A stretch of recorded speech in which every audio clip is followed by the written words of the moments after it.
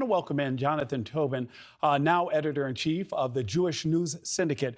I know that you were just watching the same demonstrations that I was watching there as Secretary Blinken tried to inform the Senate on why the United States needs to send more aid to Israel.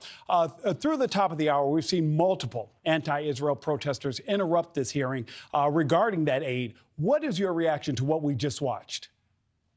Well, it's no surprise that Code Pink, and you could see those were supporters of this very radical left organization, were there in forces. They've been at other hearings in Washington in the past. Their position is not about for humanitarian concerns for the people of Gaza. You know, as we just heard from your correspondent in Israel, people are angry at the international community. That, you know, people in Gaza should be angry at Hamas, their government, which started a war and landed them in this situation, which is hoarding their own supplies for their own military forces. You know, if they want to end this, they should release the hostages and surrender and stop their terrorism, but they won't do that.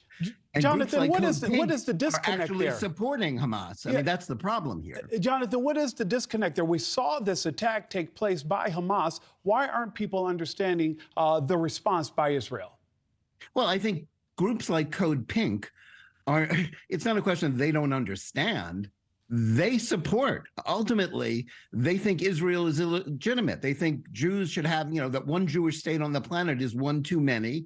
They support the terrorists, whether they explicitly say so or not. If you're for a ceasefire, you're basically for giving a pass to Hamas and allowing them to achieve a victory.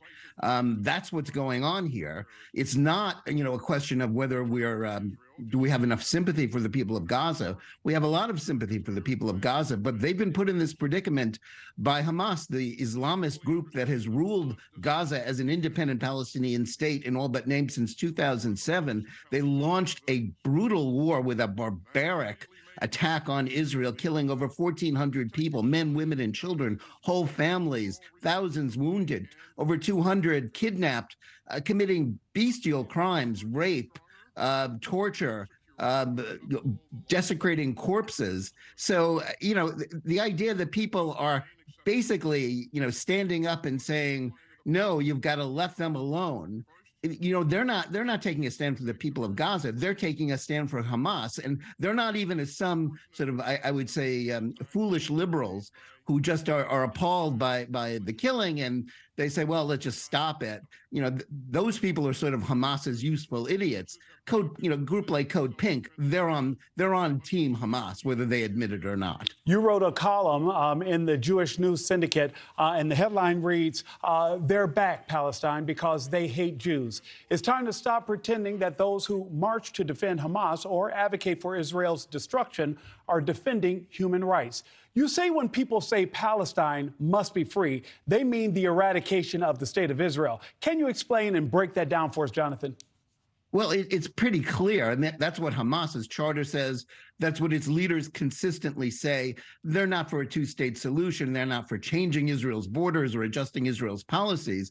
They want to eliminate the state of Israel. And when they refer to Palestine, they're not talking about Gaza, which Hamas rules, or even the West Bank, whose Arab population is ruled autonomously by Hamas's rivals, the slightly more moderate Palestinian Authority, Fatah party.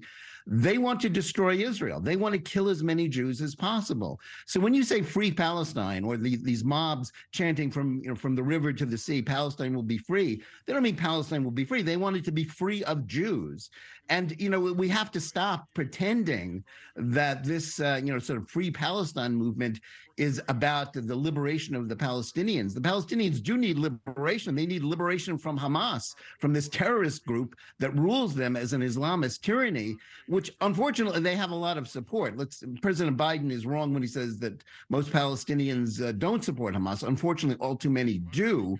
But the key point here is that this critique of Israel, it's not criticism of Israel, it's attacks on Israel's existence. And if you're willing to say that you're going to deny to the Jews that which you wouldn't deny to any other people in the world, the right to have one small sovereign homeland, the right to defend yourself, You're not trying you're not trying to abolish any other country.